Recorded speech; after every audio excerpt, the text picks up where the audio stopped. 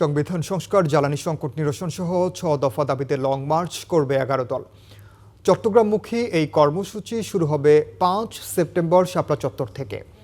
সরকার গণভোট অস্বীকার করায় ১১ দল রাজপথে নামতে বাধ্য হচ্ছে বলে জানিয়েছেন জামায়াতের সেক্রেটারি জেনারেল।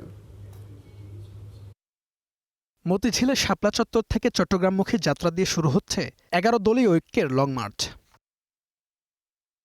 গণভোটের রায় বাস্তবায়ন, জ্বালানি সংকট নিরসন, আইনশৃঙ্খলার উন্নতি সহ ৬ দফা দাবি তাদের। মগবাজার কার্যালয়ে সংবাদ সম্মেলনে জামাতের অভিযোগ, যে প্রত্যাশায় জুলাই অভ্যুত্থান হয়েছে তা পূরণ করতে পারেনি সরকার।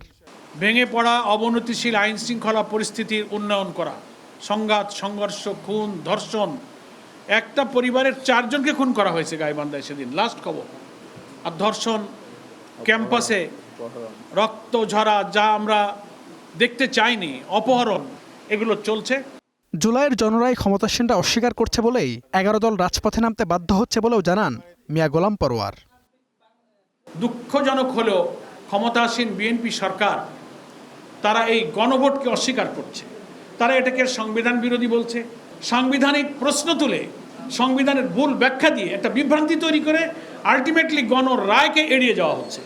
৫ সেপ্টেম্বরের এই চট্টগ্রামমুখী লং মার্চ সফল করতে জোটের বাইরে থাকা রাজনৈতিক দলগুলোকে শামিল হওয়ার আহ্বানও জানিয়েছে ১১ দলীয় ঐক্য।